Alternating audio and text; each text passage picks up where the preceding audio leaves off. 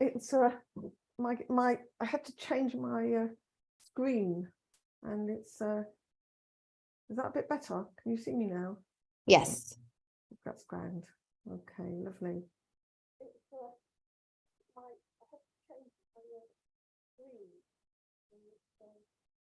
Right. Okay, very good. All right, lovely, Esther. Lovely to see you. Baruch Hashem. Now we're going to start off with the tefillah, as usual. Let me just share my screen. I'm not very good at this. We'll get there in the end. Got it. Right. And we're going to learn Bezrat Hashem Refuah Shlema to a soldier, Chayal. His name is Yonatan Ben Nirit, who unfortunately was involved in a road traffic accident and is got a head injury. So really want to wish him a much Refuah Shlema. So we're learning for him. Ribon Olamim, Adonai Adonim, Ava Haman Vaslichot.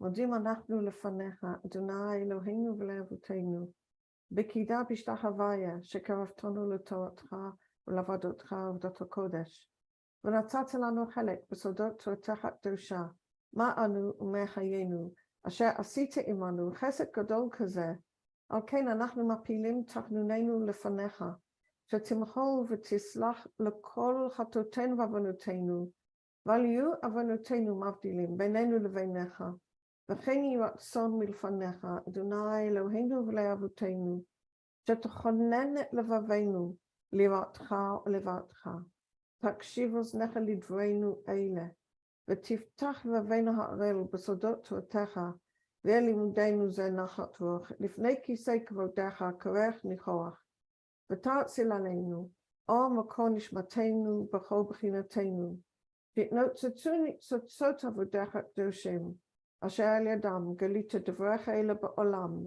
וזכותם, וזכות אבותם, וזכות תורתם ותמימותם וקדושתם, יעמוד לנו לבן לקשל בדברים אלו, ובזכותם תראה עינינו במה שאנו לומדים, כמאמר נעים זמירות ישראל, גל עיני והביט הנפלאות מתורתך, כי אדוני תן חוכמה מפיו דעת ותבונה, יהיו לו רצונים מפי, ויגון ליבי לפניך, Adonai Tzuri v'Gorali.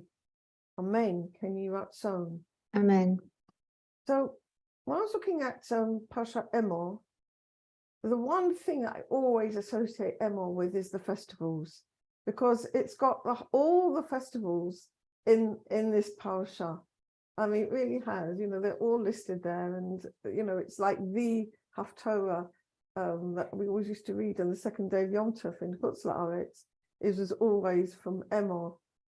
So I wanted to sort of look at what makes the festivals different, what makes them special. Okay, why do we keep them? You know, what's special about those days? So the first thing I want to do is actually read a piece from Master of the Ladder. It's a short, very short piece. Okay, and just share again. All right, now let me find it. Here it is. Oh, I have to do share again. 1 minute. Share. That's it. All right. I'll make that nice and big. Okay. And I think it gives us sort of a very good sort of like introduction to what the essence of the Chagim is. And then we're going to look at Shabbat in Rabbi Ashlag's writings, and then we're going to look in the Zohar. Okay, so we've got, you know, quite a mix today. Just as the festivals are special days in the life of the Jewish people, so they were in the lives of Rabbi Ashlag and the students. Rabbi Ashlag writes in his commentary on the Zohar, the 12 months of the year, from beginning to end, constitute the tikkun of the souls, which collectively comprise the tikkun of the Malchut, the Shekhinah. Only at the Gemara tikkun, the perfected state of creation, will this tikkun be complete.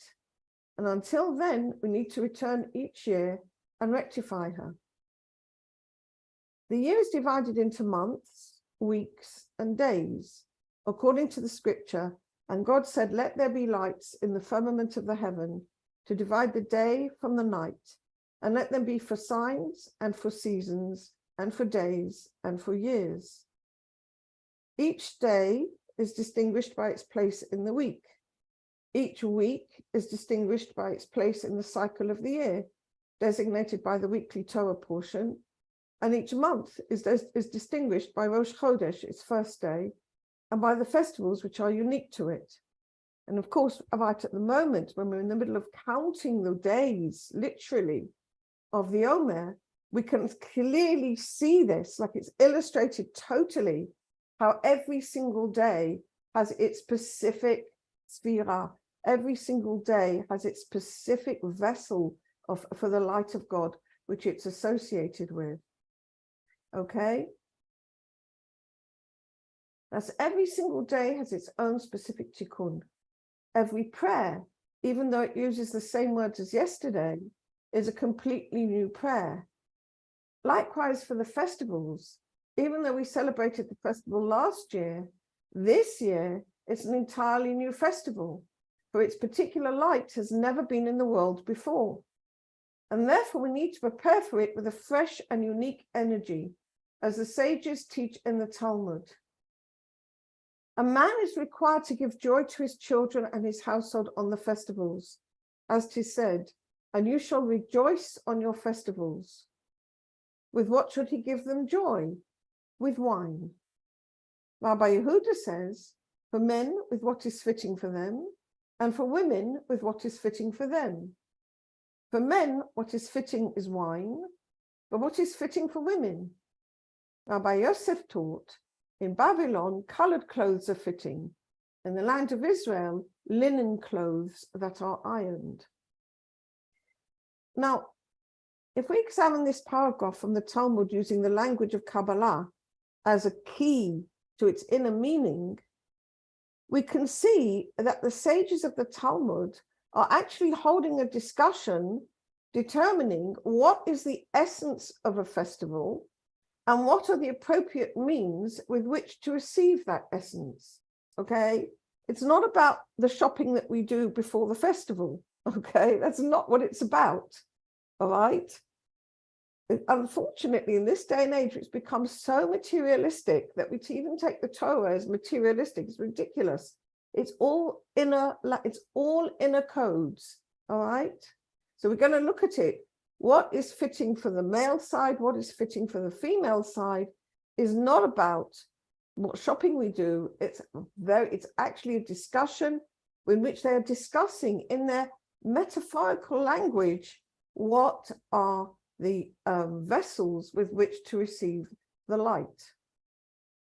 In the language of Kabbalah, male relates to the mode of giving unconditionally. Female relates to receiving for the sake of giving.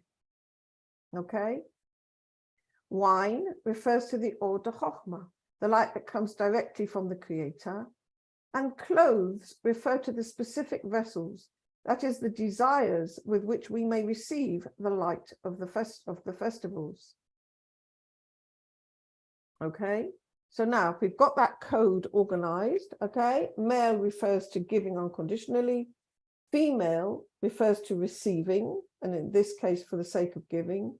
Wine is the Or Chochmah, and clothes refer to the desires with which we can receive the light of the festivals. So the sages of the Talmud are teaching us that the essential essence of a festival is a unique time of revelation of the divine light, the Or Chochmah, which is the wine. In order to receive this light, we need to prepare specific vessels for it. These the sages refer to as clothes. Through our preparations for each festival, both physical and spiritual, and through the festival's specific mitzvot and customs, we create the appropriate vessels within ourselves with which we may receive the great light of the festival. Indeed, the joy of the festival is felt both in the preparations and on the festival itself, in giving and receiving unconditionally. Okay? So wine is the light of Chochmah, okay? And the clothes is the work we do, all right, to actually provide the particular preparations that we have for each particular festival, which are aspects of giving. Okay, very nice. Okay, and then it goes on to talk about the specific festivals. But before we go on to there, I want to go first now to, to have another look here at this idea that every single day has a specific function. All right. Sheshit Yamim Taseh Melacha. Hazar Kadosh Shoel, the Holy Zohar asks, Sheshit Yamim Mahem, the 6 days, what are they? Amar Rabbi Yossi says, Katuv, it's written, Ki Sheshit Yamim Asa Hashem et hashamayim ve'et haaretz, that in 6 days God made the heaven and the earth. V'lo katuv b'sheshit yamim, and it doesn't say in 6 days. All right, it just says that 6 days God created the heaven and the earth. Ve'madnu, and we've established shekol yom v'yom asa malachto, that every single day God made his work. V'nikroim mishum zeh yemei melacha, and these days are therefore called the days of work.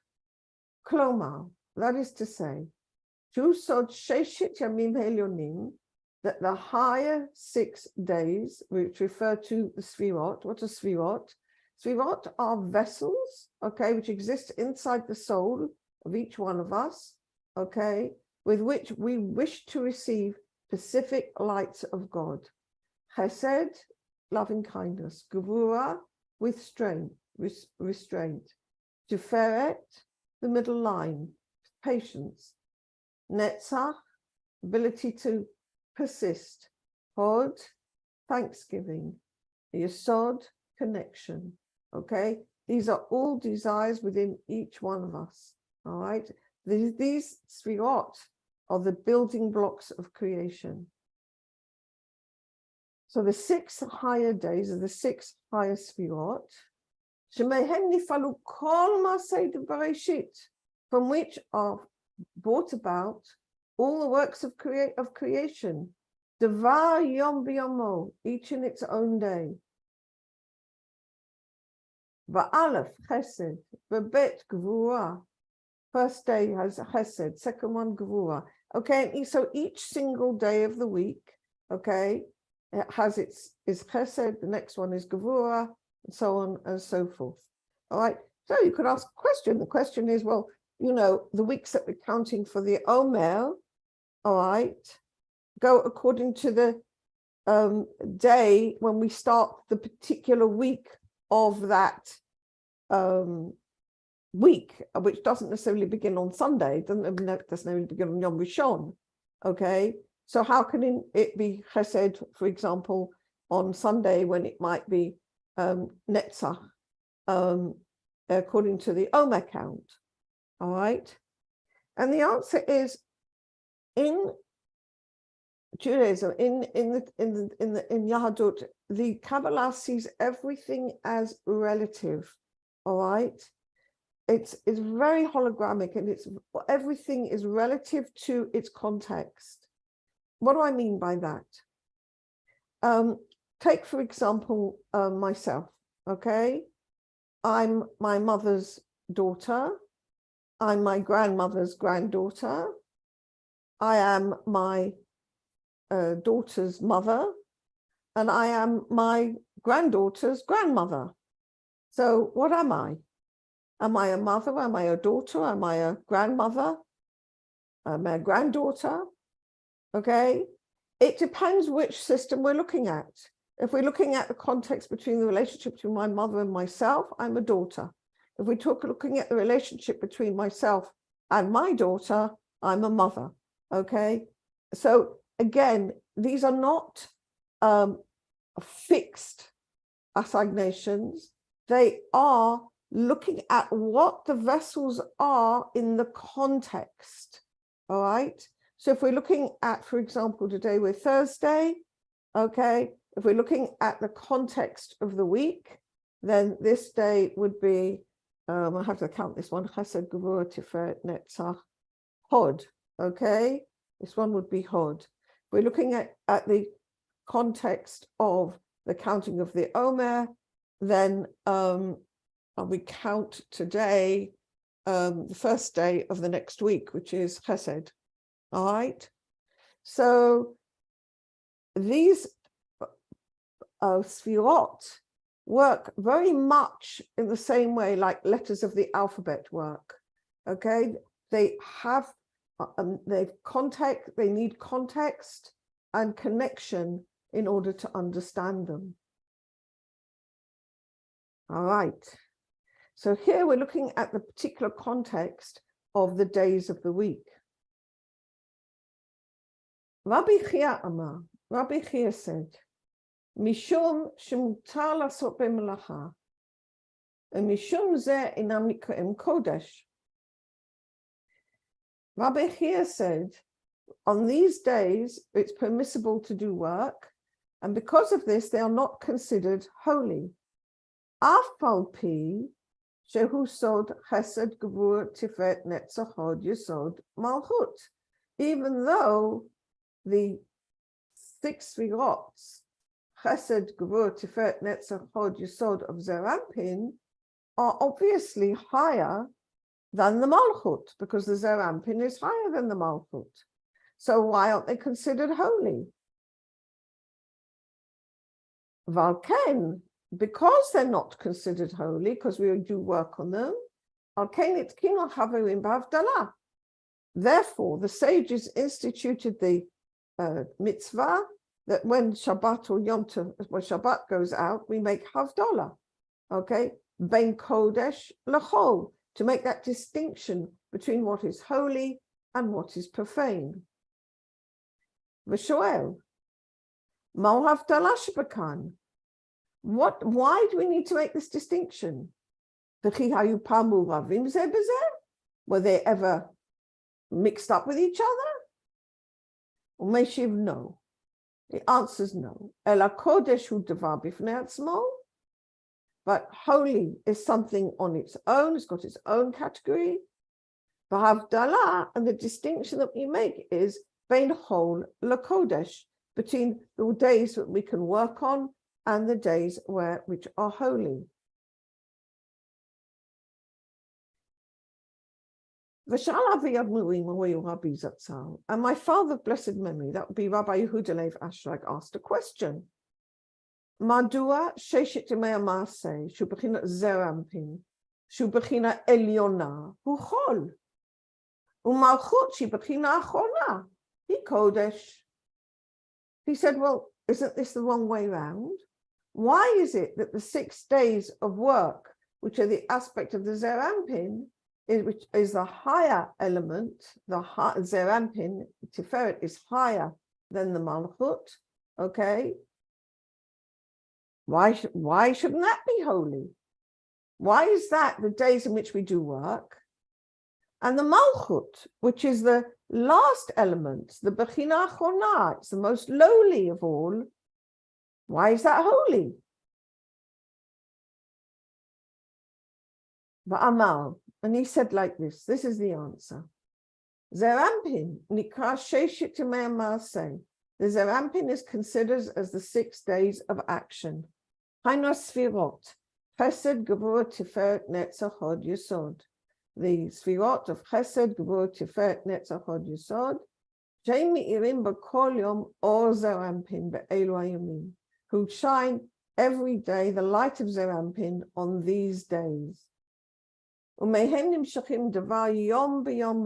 from them is drawn each matter, each on its own day. Aval Shabbat nikra. What is Shabbat? Shabbat, az mitgaleh ma sheyesh b'sheshet yemei ha'maaseh.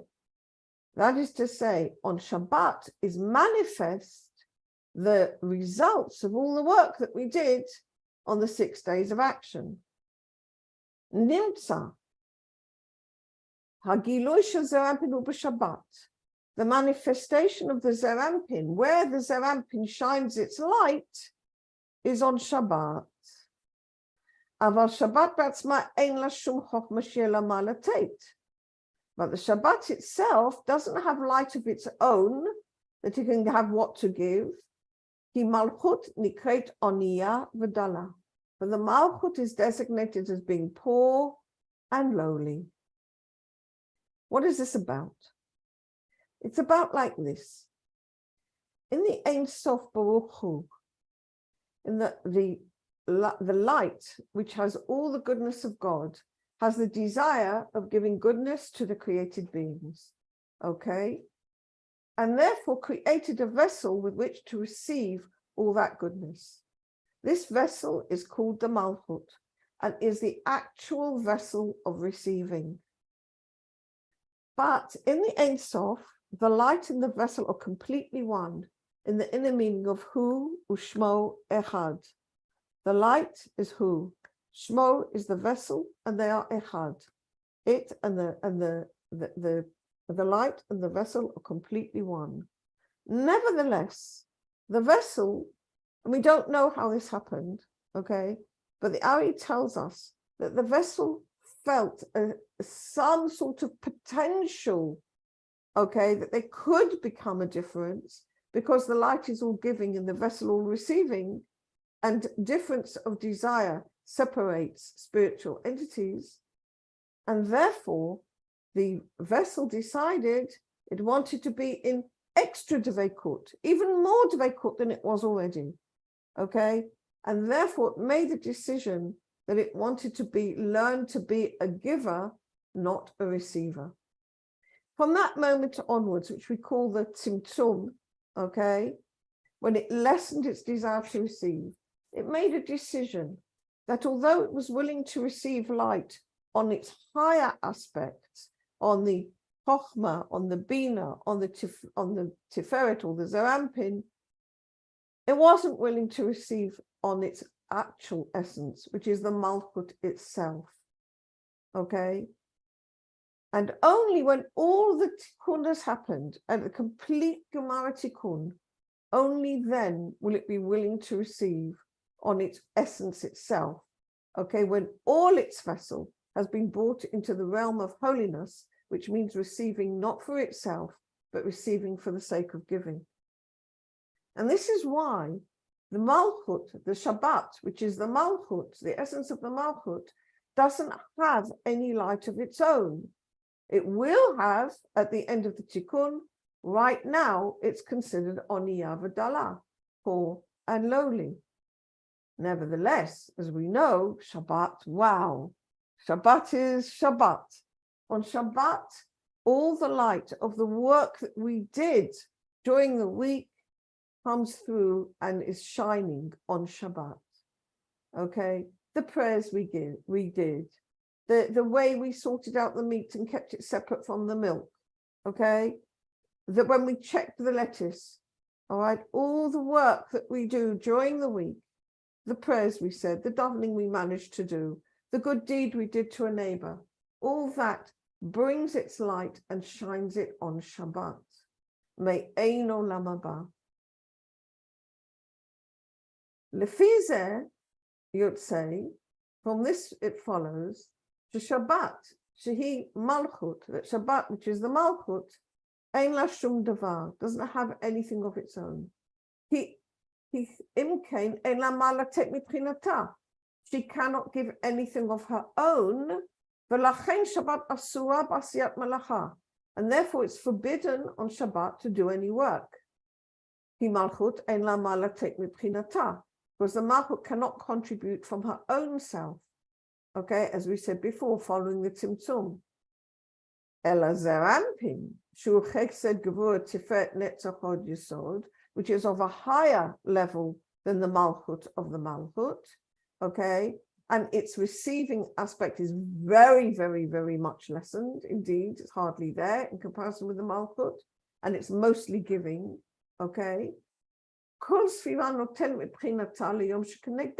Each sephirah is able to give from its own essence to the corresponding day.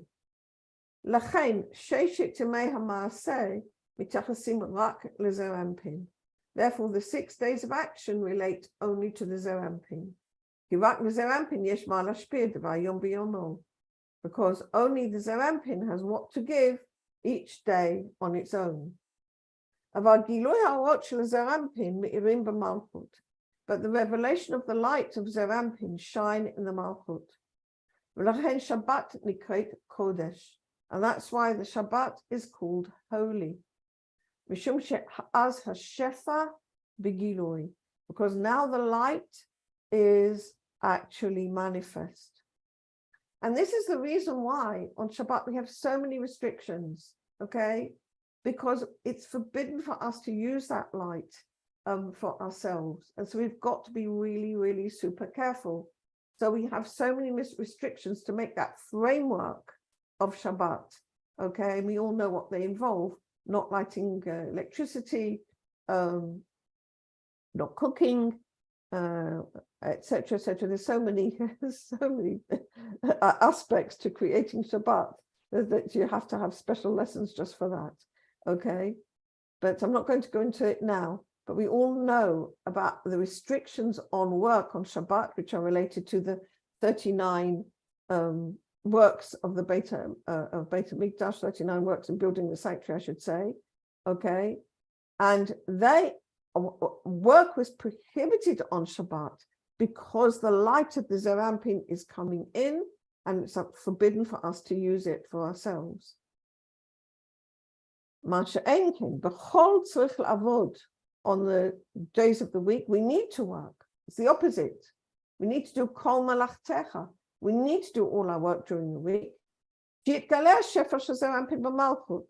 that the light of the זעיר אנפין will be manifest in the Malchut Shehu Shabbat. Okay? Lovely. Very good. Any questions?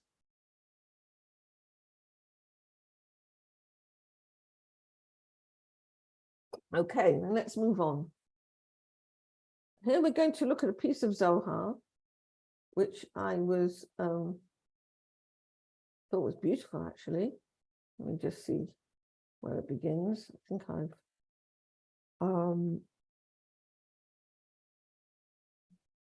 there it is. 1 minute, let me check. No, I have to go back a bit.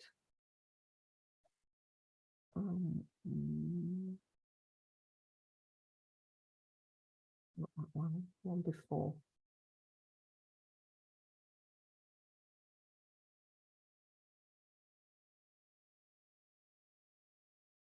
That's it. Okay, so let me just change my sharing so you can see the screen. I have to do that first. Right.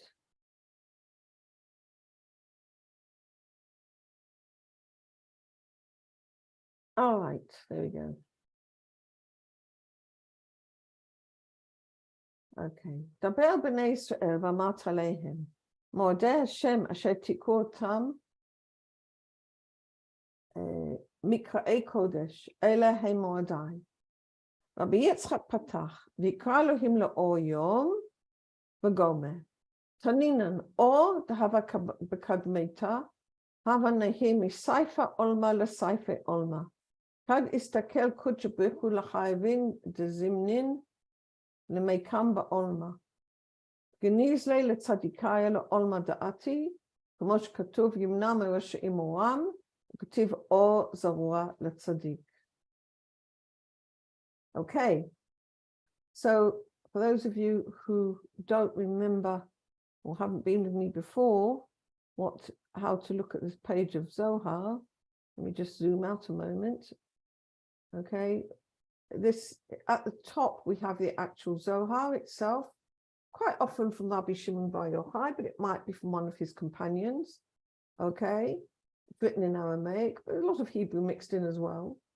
Here, in these two columns underneath, we have Rabbi Ashlag's commentary called the Sulam commentary. Okay, it's written in two columns, and you can see which paragraph corresponds to which piece in the Aramaic because it gives the identical paragraph numbers, all the paragraphs are numbered like that. And here in the middle, we have very useful thing called the Maseret Zohar, which is, I think, was done by Rabbi Brandwein. And in those days, of course, you have to remember they did it all from memory. So it's quite remarkable. It has cross-references and also where the quotations from the Torah, which are used, actually come from. And that's extremely helpful. And there's variants, because the Zohar was one of those books which does have variant readings. Okay, right. So this is an article on the festivals of God. Speak to the children of Israel. These are the festivals in their seasons. Rabbi Ashlag opened his discourse, and God called the Yom, he called the light day, and he called the darkness night. We've learnt that the light, which was in the beginning, was shining from one end of the world to the other end of the world. In other words, the light of God was clear. Everybody was able to receive it. Everybody could feel it in their consciousness. Okay, I suppose everybody at that point was Adam and Eve. That's all there were at that moment. Okay, all right. Okay, that was how the light first came out. And it shone from one end of the world to the other.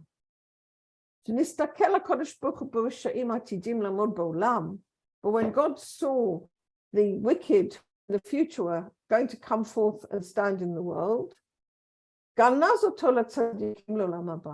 he took that light and he hid it for the righteous in the world to come. He prevented the light from the wicked. V'katuv or zavua the tzaddik. Light is sown for the righteous. Okay. All right. Is it only in Olam Haba? Is it only after we die? The answer is no. There were plenty of people, great tzaddikim, who actually received this light in their lifetime. Like, for example, Rabbi Ashlag himself. That's perfectly clear. Okay. But in general, it's after we die. And specifically, everybody will receive this light at the Gemara Tikkun, at the end of the Tikkun. Tzadihei, Tachazi, V'kraluhim le'oyom u'lechoshech kara layla. And God called the day, the light, day, and the darkness he called night. Hataninan, he or dekava hava. Ahaha, itema or diu yom bilchodoi. Hadava amar u'lechoshech kara layla. Itema kol chad bilchodoi. Hadar. V'amar vayhi erev vayhi boker yom echad. The layla late b'li yom, v'late yom b'li layla. ולא יקרה אחד, אלא בזיווג אחד. וקודש בריך הוא בכנסת ישראל יקרה אחד. ודע בלעודה לא יקרה אחד. Come and see. And God called the day, the light, day, and the darkness he called night. So we learn let there be light. That is, the light already was. All right? And here, if you say that the light, because the light of God is not created, the light of God is simply an emanation of his goodness that comes from his atzmut. Okay, we say, Yotze or uvore choshech. Okay, so the light was not created, the light simply is. Okay, he forms the light. Okay, when it comes into the vessels. But he doesn't create it. This light simply is.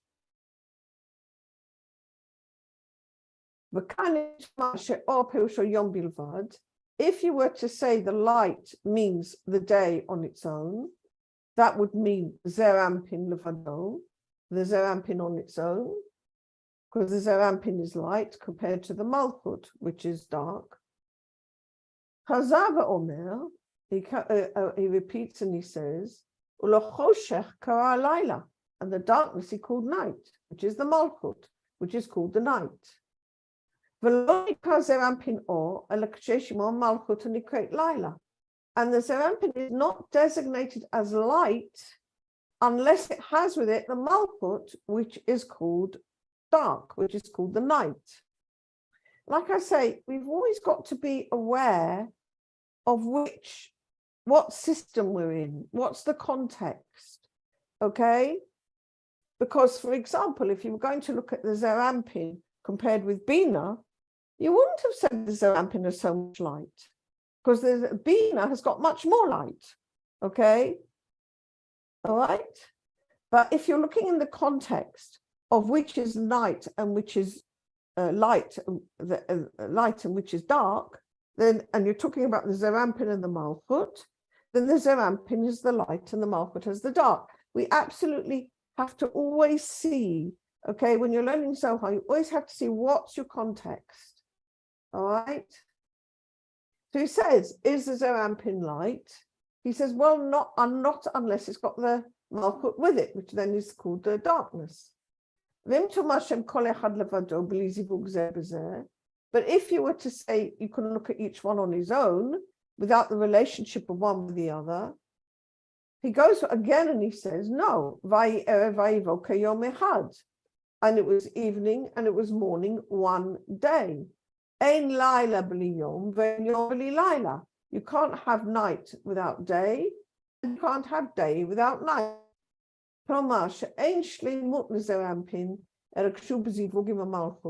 There is no completeness to the Zeir Anpin unless it's in relationship with the Malchut. There's no completeness to the Malchut except when it's in relationship and with the Zeir Anpin. They're not called one unless they are in one union. In other words, they have to give to each other. All right, the Zeir Anpin brings forth the Malchut and gives its light to the Malchut, and the Malchut receives it, but in the right way. But Kodesh Baruch Hu Knesset Yisrael is exactly that relationship. HaKodesh Baruch Hu is the Holy Blessed One. The Knesset Yisrael is Shekhinah, is all the souls together, and that is the Zeir Anpin and the Malchut. Okay, and they are designated as one. But one without the other is not considered one, okay? So the word one means light and vessel, Zeir Anpin and Malchut. One without the other is not considered one. Okay, great. Stop me if you've got any questions. Tzadi Vav. Tarachazi begins Knesset Yisrael. Hashta begaluta, כביכול לא יקרה אחד. ואימתי יקרה אחד? בשעת עדיף כון ישראל מן גלותה. וכנסת ישראל ההדעת לתורה, להזדווקא בי בקודשא בריך הוא. כמו שכתוב ביום ההוא יהיה שם אחד ושמו אחד. ודע בלעודה לא יקרה אחד. Come and see. Since the Knesset Yisrael, the Shekhinah, is now in exile, what does that mean? Why does it mean we're in exile? We live in Eretz Yisrael, don't we? Okay. And the answer is, okay, if you're not living in Eretz Yisrael, then you can certainly say you're in exile. But what it means really isn't geography. It really means in the spiritual. So the Knesset Yisrael, the Shekhinah, is in Galut. It means that it's not relating properly to its true function, which is Yashar El, meaning that it needs to be in affinity of form with the Creator. It needs to be giving. And when we forget what we need to be doing and we receive for ourselves alone, that's considered Galut. We are estranged from our true path. We are in exile from our true purpose. Okay? And we're not in Eretz Yisrael, the Ratzon of Yashar El. So if we're in exile, God forbid, and I suppose we mostly are, then it can't be called one. When is the Kodesh Baruch Hu with the Shekhinah called one? When Israel goes out from exile and returns, does tshuva, okay? And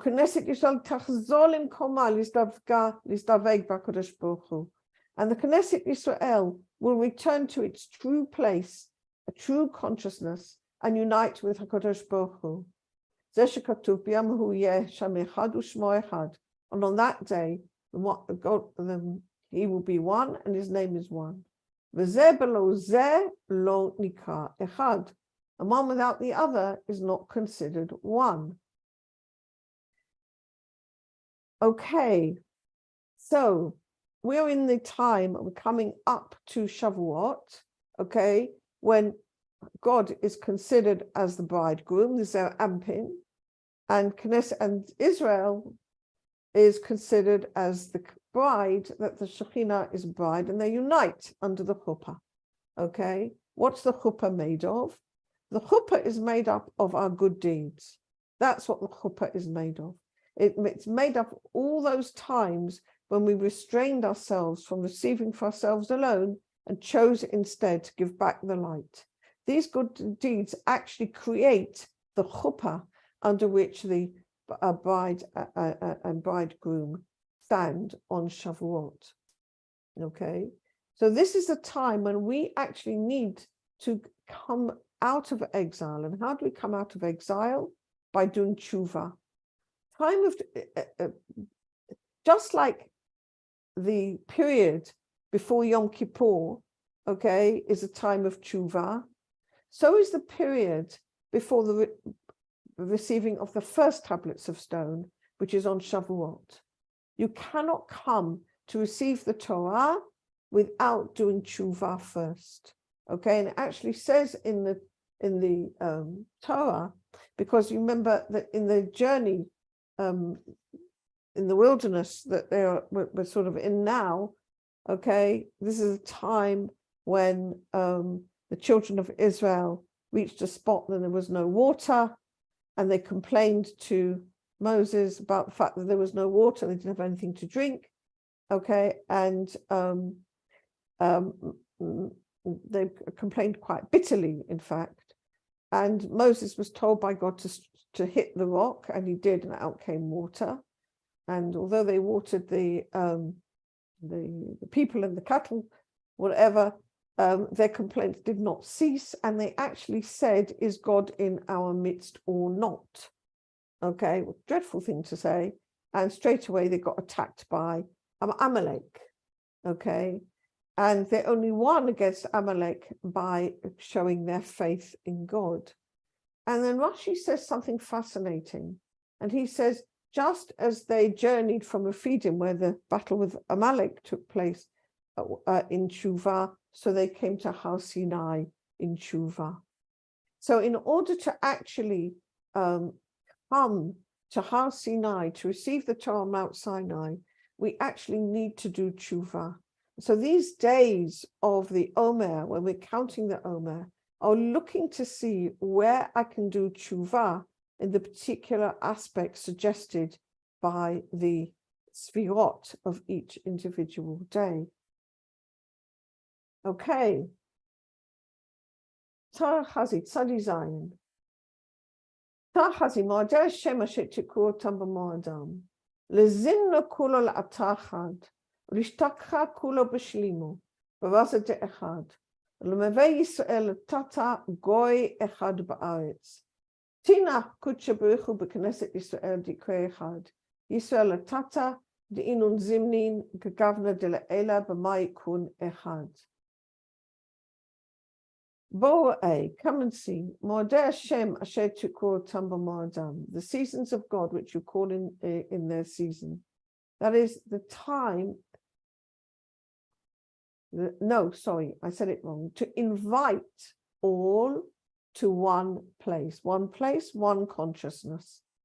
Because the seasons of God, the Moadim, the festivals, okay, the appointed times, okay, Husod Chesed Gvur Tiferet of Zer Ampin. These are the inner meanings of the three sephirot, Chesed Gvur Tiferet of Zer Ampin. Okay, so now we're looking at a different context.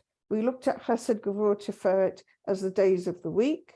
We looked at Chesed, Gevurah, Tiferet as the days during the weeks of the Omer. Now we're looking at Chesed, Gevurah, Tiferet in the context of the festivals which arise in the year.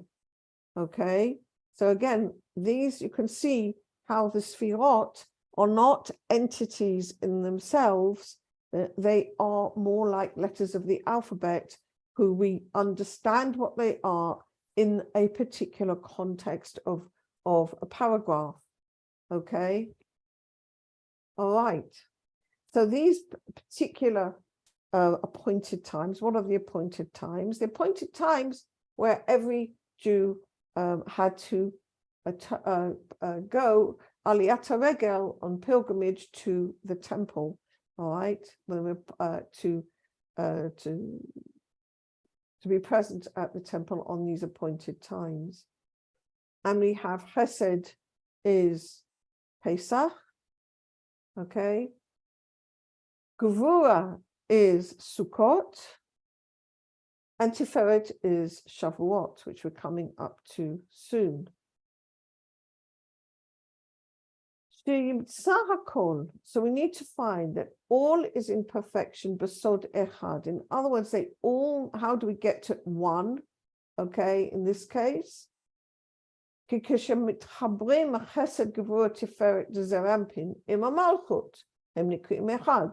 the same way, when we join the Chesed, Gevurah, Tiferet of Zerampin, which are the higher levels of Zerampin, and we join them with the Malchut, then they become one. Because again, the Malchut doesn't have any light of its own. It receives the light through the festivals. So that again, it needs to join together with the Zerampin.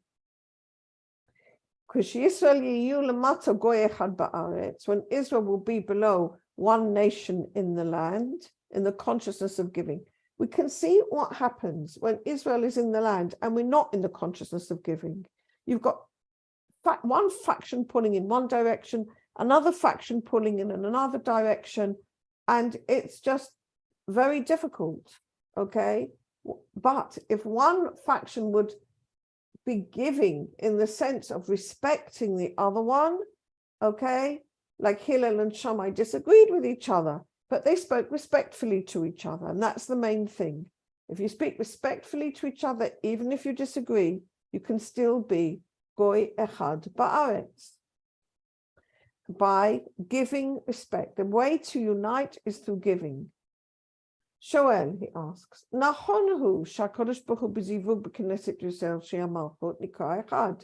it's true that the Holy Blessed One, when he unites with the Knesset Yisrael, which is all the souls of Israel together, which is the Malchut or the Shekhinah, then they are called one. But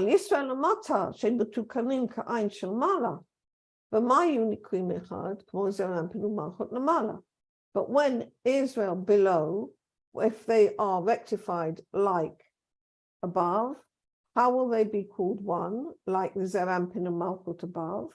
And he's going to answer his question in the next paragraph. Ela b'Yushalayim delatata yikun Yisrael echad. Minalan dichtiv goy echad ba'aretz. Vadai, ba'aretz hem goy echad.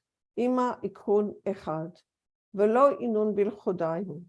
Dahami ka'amcha Yisrael goy echad. Sagile. Avalo ikun echad ela ba'aretz. Bezivug dahai aretz kagavna de la'ela. Begin ka kulo kashir da bada. Bezivug achada. Zaka'au chukei di Yisrael. Sheshit yamim tasem elachai tama baha ukmuha. Me answers. But Yerushalayim of below is called Israel. But in Jerusalem of below, Israel is called Echad. Okay. In Jerusalem. Okay. What's Yerushalayim? It's in our heart. Okay. Where God's presence dwells is in our heart, in the Yerushalayim of our heart. When we have God's presence dwelling in our heart by giving in love to our fellow man, okay, and giving to God. Then the Yerushalayim of below the temple will be rebuilt and will be able to come and to the temple on the festivals, okay? So when Yerushalayim Shel Mata will be fully established, and Baruch Hashem, step by step, then Israel will be called one. As we dwell in it. And, you know, with all the difficulties that we have in Israel right now, I personally have a tremendous amount of optimism and hope, because although the noise of the people who are, you know, on the extremes is quite loud, most people want unity and are actively asking for it, okay? So there's some very beautiful things happening. They don't hit the news, but they are happening. Me'an lanu, where do we have this? Ki katuv, as it's written, Goy echad ba'aretz, one nation in the land. What is the land? Eretz Israel, the land of Yashar El, the land of giving straight to God, Yerushalayim, and the dwelling of God within the heart of everyone. Him Goy echad, they are one nation. Imahe nikuim echad, and therefore they are called one, v'lo kshem bilvadam, not when they're on their own. Mi ka'amcha Yisrael goy echad, and who is like your people Israel, one nation. Lama katuv mi ka'amcha Yisrael goy echad ba'aretz, el mishum shelo niku echad ela ba'aretz b'chibur im eretz hazo. And here it does seem to be relating also to the physical land, because the physical land which we have, Baruch Hashem, is a physical manifestation, a physical branch of the spiritual root. So though in general the Kabbalah is speaking about the spiritual roots, sometimes it does seem to be also bringing it down into the physical branch. So we have the physical branch of Eretz Yisrael relates to the spiritual branch of Yisrael, Yashar El. So the Zerampin is not called one, Ela b'chiboim ha'malchut, nishenikret Eretz. So the Zerampin is only called one together with the Malchut, which is called the Eretz. And because of this, Hakol kashur zeh b'zeh b'zivug echad. They both need to be connected in one unity, both above and below. Ashrei chelkam shel Yisrael. Happy is your portion, O Israel. Sheshit yamim taseh melacha. 6 days shall you do your work, as we have learned. Okay, that's it for today. Wonderful. Thank you so much for joining me. I really appreciate it. Okay, lovely. All right, everybody. Thank you very much and have a Shabbat Shalom. Bye then.